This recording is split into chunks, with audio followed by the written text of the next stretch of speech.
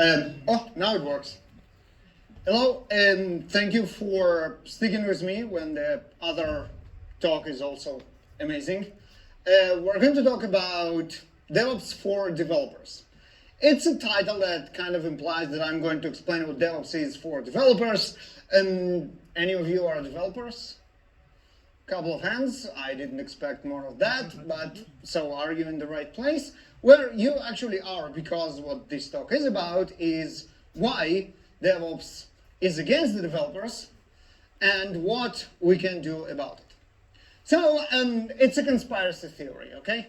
I don't know if you're familiar with this amazing chart of conspiracy theories by Abby Richards. It's amazing, spot on. And by the end of this talk, I would love to hear where you put my conspiracy theory that DevOps is against developers on this chart, in which category. I hope it will be towards the bottom, though.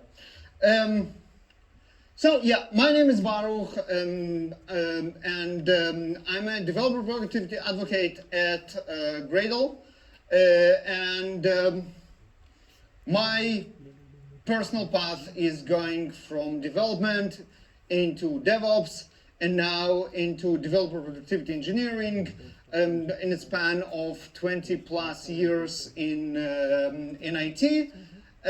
For this particular talk, the interesting part of my background is being a developer a very long time ago and then doing a lot of stuff around DevOps. So I think I have this perspective of how developers feel about DevOps, and this is what we're going to talk about.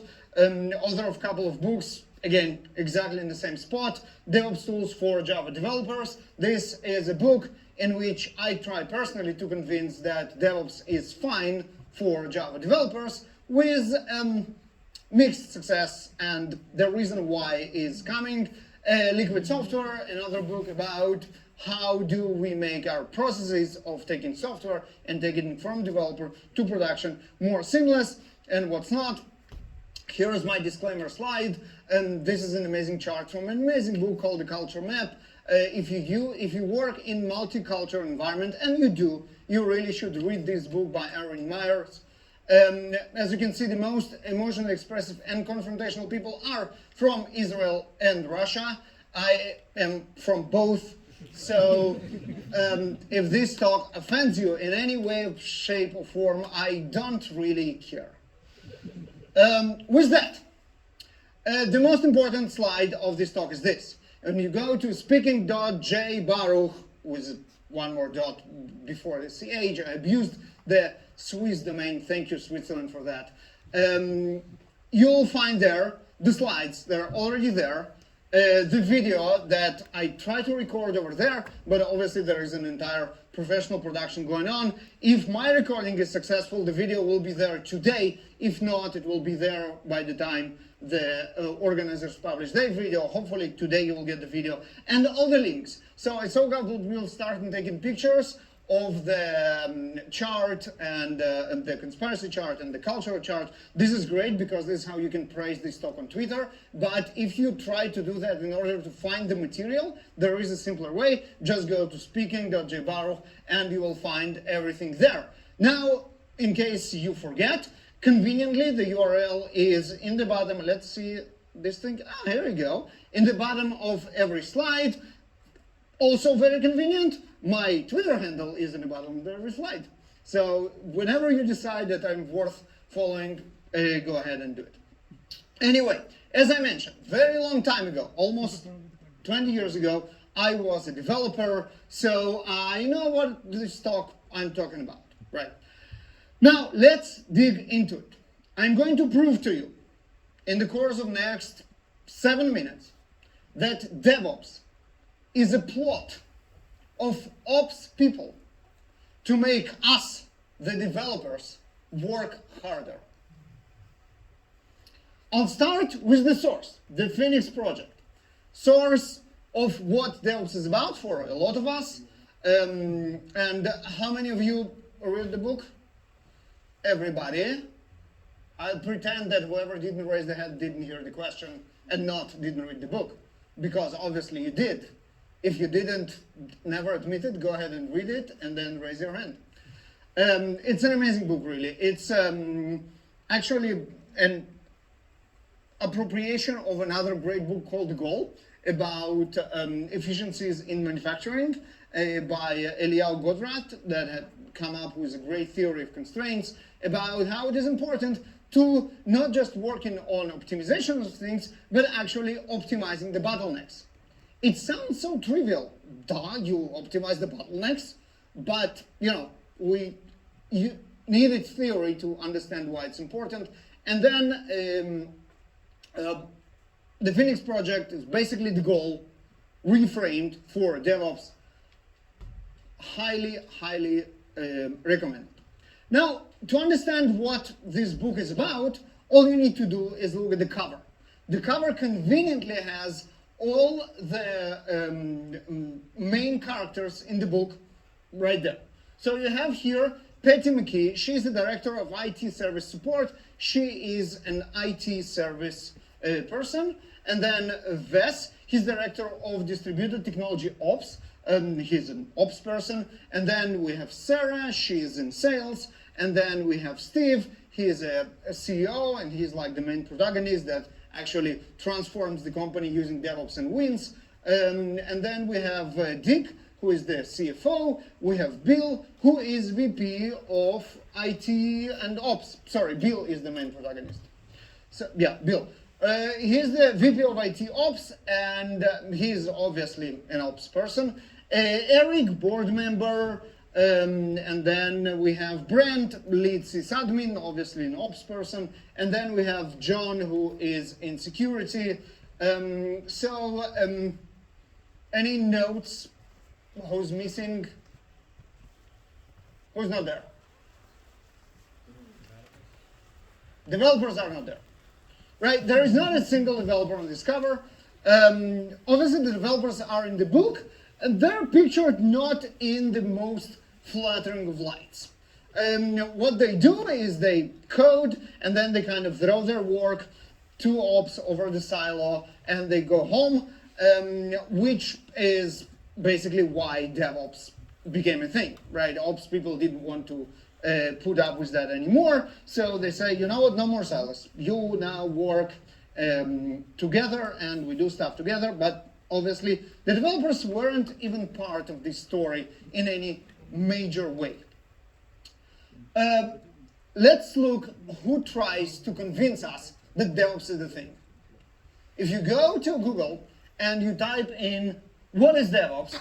Who tries to convince us that DevOps is good? So we have Amazon. Obviously, Amazon Web Services is an ops platform. We have Atlassian, ops company. We have GitLab, ops platform. We have Microsoft, ops platform. Tech Target, they're just journalists. Wikipedia, fine. Synopsys, ops company. Logs, logging, observability, logs concern, ops concern. And then IBM, obviously with their cloud, ops platform. Ops people try very hard to convince us that DevOps is a thing and DevOps is good. DevOps is basically ops. But why? Why ops try so hard to reinvent themselves as DevOps? Well, I have a theory. Quora, as Linux system administrator, how do I shift my career to DevOps? What a system administrator has to do to become a DevOps engineer? Bunch of good advice. Basically, you are a Linux administrator, so you're good as it is. On top of that, learn some other stuff like Gits, whatever it is, Chef, Maven, Jenkins, Puppet, and Docker. So you take system administrator, you teach them Gits, and then they are DevOps engineer.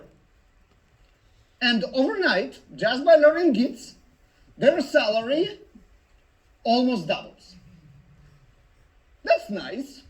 Maybe it's all about money. Maybe it's a marketing plot to reinvent themselves as something more sexy.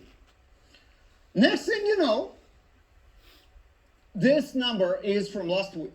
We are in the middle of economic turndown, recession, call it whatever you like. Still, almost 20,000 open DevOps engineer positions in the United States. It's a booming market no matter what happens on NASDAQ. And then people start, okay, you know what? Now it's a thing, let's make even more money out of it. There are certifications for DevOps engineers. Just to remind you, DevOps is a collaborative methodology. The term DevOps engineer doesn't make sense. And yet, AWS are selling us certifications as DevOps engineers. But I think saying that it's about money, what's going on with this clicker? Here we go. So, saying that it's about money, it's a little bit confusion between the cause and effect. The blooming market of DevOps and how much money is made in this is an effect, not the cause. But what is the cause?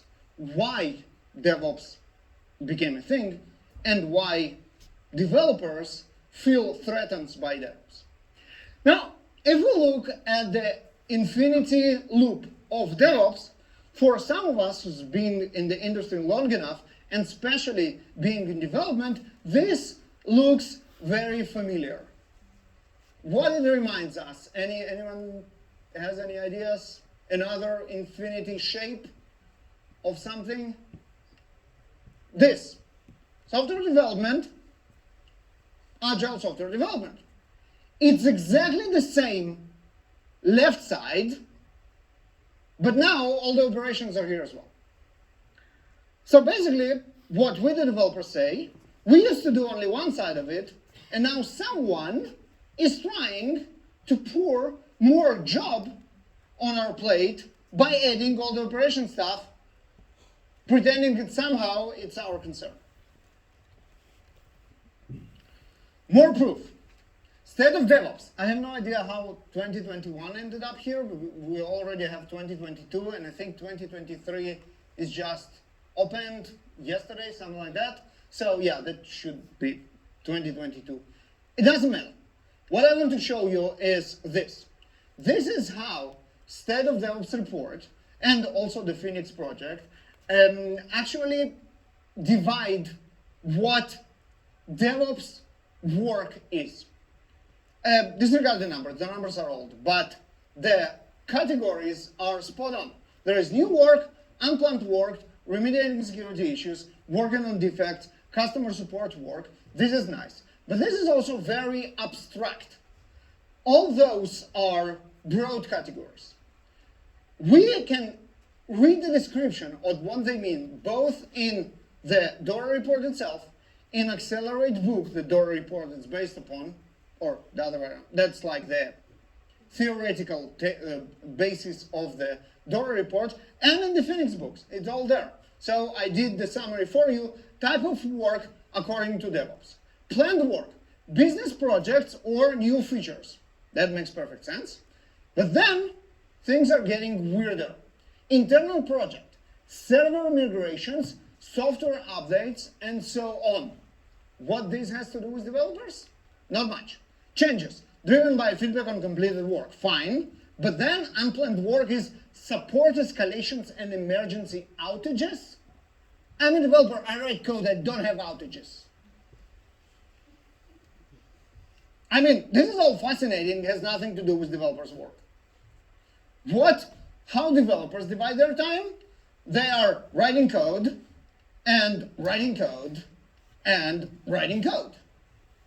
There are no server migrations or outages because DevOps is not about developers. And I think by now I convinced you that DevOps is an elaborate plot by the ops people to make us, the developers, work harder. Now, you needed convincing because you, as DevOps people, or in DevOps days, might think that DevOps is this great motion of operations people and developer people came together to make our life better. Now, we the developers know for years that it's not the case. And after 10 years of trying by ops people to convince us that DevOps is exciting, we don't buy it. But DevOps community, IT community, tech community, actually have to make it work. If we want the shiny idea of DevOps as a collaborative technique between developers and ops and QA and product and management, everybody working together seamlessly towards DevOps, we have to make it work. Somehow, we actually have to go from this to this. Now, funny anecdote. There are tons of GIFs about going from happy to sad. There is not a single one from going from sad to happy. I had to rewind the GIF to show you that. I don't know why. It's really disturbing, but that's the truth. So, let's go back to what DevOps is about. 11 years ago, 12 years ago, that was a very popular Venn diagram. That you take Dev, Ops, and QA, somehow you mash them together, and there is DevOps out there. The long-lasting history and confusion about what DevOps is thanks to this, because this doesn't mean anything, because what I want to say, that you need to learn all the aspects of software development and operations in order to become this mythical DevOps engineer. That doesn't work, never worked. This is a bad diagram. How can we explain DevOps better? How about something to do with people, process, and tools? Better, but what? What with people, process, and tools? How about productive people, productive processes? I clicked. Here, productive processes and productive tools. If we make people more productive and we organize them into productive processes, like the empowered teams, and then we give them productive tools, this is how we make DevOps work.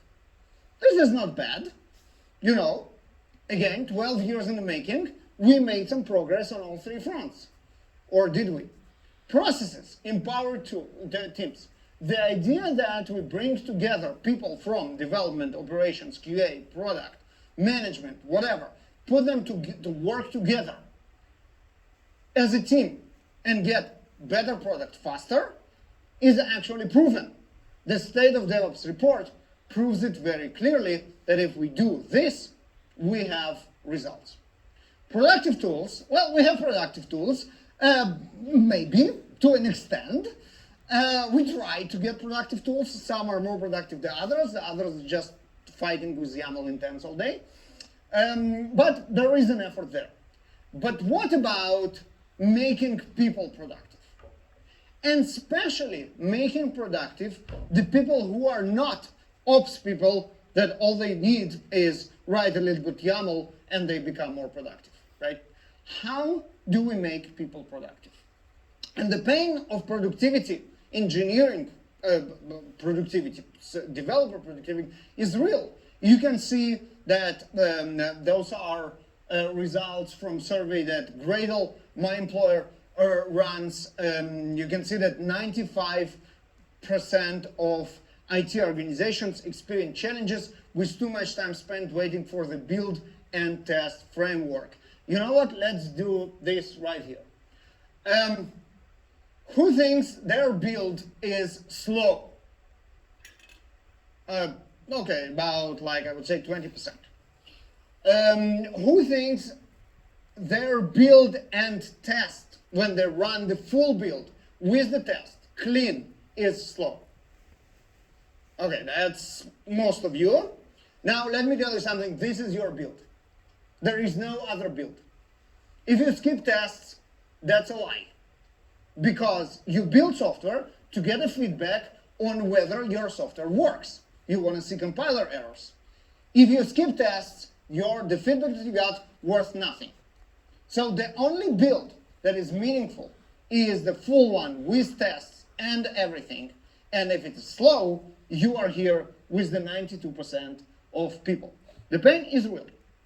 And there are other aspects here that flaky tests. Sometimes they work, sometimes they don't. there is degradations. I worked so hard on my build, now it's a little bit faster. 2 months since now, it's slow again. And there are other concerns, which are obviously a pain. So let me try and claim that making people effective, the missing piece of DevOps, is the developer productivity engineering. Now, it is exactly what it sounds. I bet you heard a lot about developer productivity recently, and it especially became very popular topic since the pandemic, working from home, and all this kind of stuff. And it includes a lot of aspects of productivity in general, like employee happiness and well-being, and burnout, the lack of, and what's not. And that's the part that is called developer productivity management, right? This is how we try to manage how productive the developer is by making them a little bit less miserable. Developer productivity engineering is the other aspect of developer productivity, is how we engineer their developer work to be more effective. Now, when we talk about developer productivity engineering, there are 7 pillars of this productivity engineering that you will find a lot of similarities with DevOps pillars, because as I mentioned, this is DevOps is how do we make ops people more effective. Developer productivity engineering is how we make developers more effective. In the end of the day, there are a lot of similarities. For example, foster faster feedback. Feedback loops are important. If I make your build faster, there are 2 benefits that happen immediately. First, you wait less. And second, when you fed up with waiting, if your build is slow, and you switch to other tasks, context switching is very expensive. We minimize context switching, we make developers more productive. Eliminate toil for developers. Manual processes. Running this with that flag, with this command line, I need to remember that there is a document somewhere. If I don't do it standing on my one leg with holding my other ear with my hand, it won't compile. This is toil that should be eliminated because we want us, the developers, focusing on the right things. Tools and, I clicked. No. Here we go. No. Now it's twice. No! Toil. Collaborate through effective tooling. Tooling and platforms that promote transparency and shared understanding. Stuff like, who knows what Maven is? A lot of people know. Great.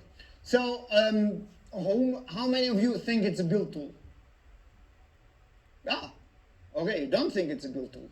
I don't know what you think about Maven, but maybe I will surprise you.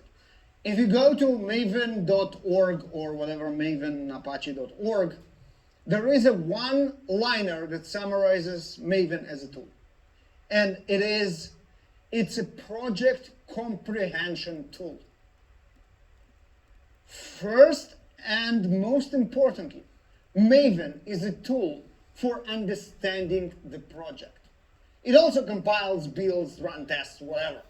But first of all, it helps us understanding what's going on. And this is a great example of tool that promotes shared understanding. And if you know the history of my employer Gradle and Maven, we were very bitter competitors in the space of building software. For the sake of developer productivity engineering, we are the biggest allies. Prioritize automation and eliminate bottlenecks. This is something that you should feel right at home as people in DevOps space, because DevOps is about prioritization of automation and eliminating bottlenecks. It's the same with developer productivity. If we can automate this process of manually selecting tests that should run, we definitely should do it. Embrace rigorous observability. Obviously, this is something you feel right at home with. Observability for DevOps is a huge thing. How about observability for development? Anyone does it. Anyone measures or knows that their organization measure and observe local build times on developer machines? No one, but you should. And I hope you understand why. Because this is faster feedback, this is eliminate toil, and obviously once you start doing that and you start observing it, you will improve on multiple of those items as a result. Dedicated organizational mindset. Now, you heard about how terrible DevOps teams are. And if you didn't hear about it, you should. DevOps teams is the opposite of what DevOps should be. DevOps is about all the organization working together to do DevOps. This sounds like quite the opposite. Dedicated organizational mindset almost sounds like, hey, we should have a team dedicated to developer productivity engineering. Why? Because DevOps is on the operations production path. Everybody think about how important it is to improve how do we roll out the product to the market. Developer productivity engineering is not on this critical path. It's still critical, but it's hidden in the suffering of every individual developer. If we don't do a special effort, deliberate effort to pay attention to developer productivity engineering, it will slip away. And we cannot allow that. And again, something that is right at home for DevOps, outcomes over output. Meaningful outcomes over sheer output and our continued resistance to noise. So, just to summarize, is DevOps really against developers? Well, kinda. Developers mainly solve ops concerns by making processes and ops tools more productive. And I think the fun part aside of the conspiracy theory, there is truth to that. That ops people came up with DevOps to solve their own pain. And that's fine. We want people to solve their pain with better processes and better tools. But we really want to bring developers into the fold. And this is, and I'm clicking, here we go, developer productivity engineering make developers more productive. And this is how we bring developers into the fold of DevOps. And with that, I clicked. Here we go. Now clicked again, what's gonna happen? Nothing, okay. Right, so thank you, and a couple of things to mention in a couple of minutes that we have left. So first of all, I mentioned Gradle a couple of times. We do tools that implement developer productivity engineering. If this topic sounded interesting to you, you might want to check what we do. You remember, go to speaking.jbaruch, and you will find a couple of links over there. And also, I know that we have open spaces coming up right now.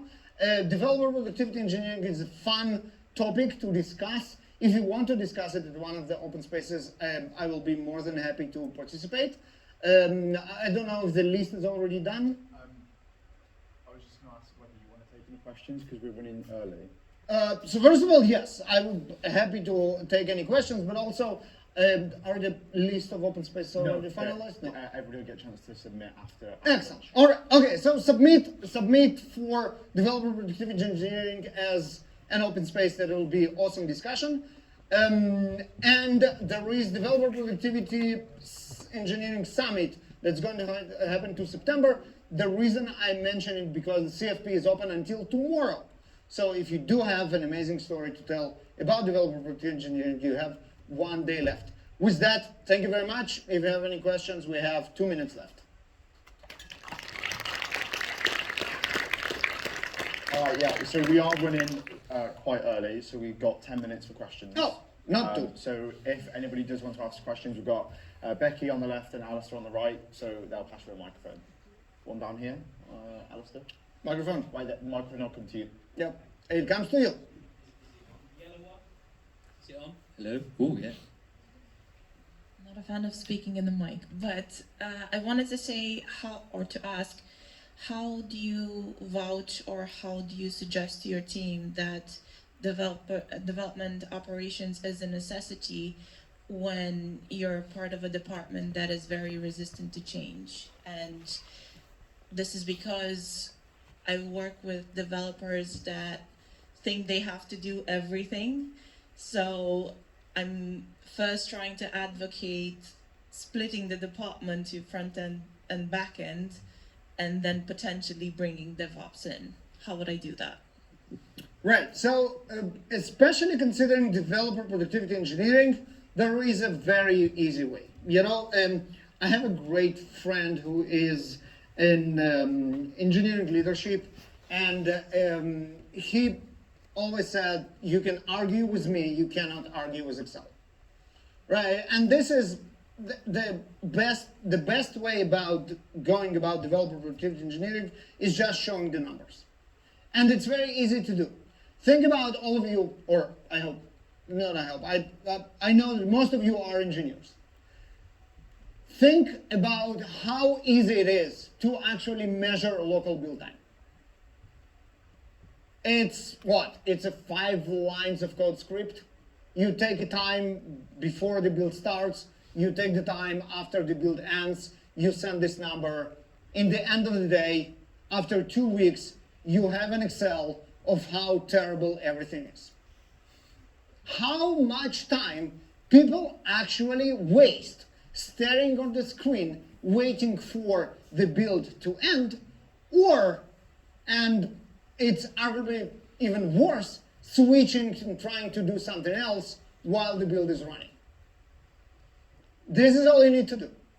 And if you want to go a little bit more sophisticated about it, you just go to our website, gradle.com, or talk to me. I will point you to a more sophisticated script that will not only measure the local build time, but also the potential savings of implementing tool for developer productivity engineering. And then not only you come up with waste, you actually come up with savings, and this will convince everybody, because those are savings in time and money and what's not. So general advice, don't let people argue with you, let them try and argue with an Excel. How do you place money for that? For example, as a developer, I'm not shown the numbers, how much profit we make. So there are easy way to go about what those numbers mean, and there are more sophisticated way to go about what those numbers mean. The easy way is developer salary. If you waste a lot of time, and you do, as we just saw, this is time that your employer pay for and you don't work. Not because you're lazy, but because your build is slow. Remember this XSD, whatever comics that stop flagging off, I'm not flagging off, it's compiling? This is it, right? You're not flagging off, but you're not working because the shit is compiling. So this is the easy way to go about it. The more complicated way to go about it is an entire theory in cognitive science that it's proven that when you sit and stare and wait for your build, or when you try to multitask and switch to do something else, you actually get more fatigued. So by the end of the day, not only you're less productive, you're actually writing a shitty code, and you don't even know that you write shitty code. And shitty code is much more costly to your employer than you not doing any work at all. Right, so this is, there is a simple way to go about it, there is more complicated. In the end of the day, build slow equals money wasted. And this is just one aspect of developer productivity, the build. There is so much more. This is just the easier to put your finger on. More questions?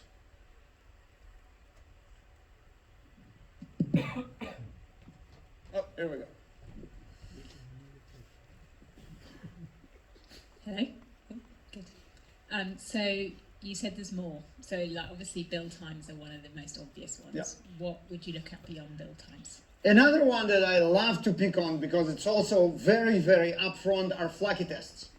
So what does it mean, flaky tests? It's tests that sometimes pass and sometimes fail. And it's not a very good test, is it? First of all, lots of the time we don't know that they're flaky, right? We run this test, we wrote this test, we think it's fine. We run it a couple of times and it looks fine. We committed it, someone merged it, and now in CI, it sometimes passes, sometimes it breaks. What does it say is that the problem of the CI environment, and this is how it's different from our local environment, is, or maybe on our local environments, if we run it enough times, it will also fail. And then it's not a problem of the environment, it may be the problem of the logic. We have no idea. The idea is that flaky tests not only not very good test, it's actually worse than not having test at all. Now, how do we find them? How do we keep track on them? How do we eliminate them? And how do we observe that they don't come up again? That's another aspect of developer productivity engineering. And again, this is another very simple one because if you wrote code in your career, you know what flaky test is. You had it. You know exactly what I'm talking about. Did you ever bother eliminating it on an organizational mindset basis? You probably didn't, right? That's another example.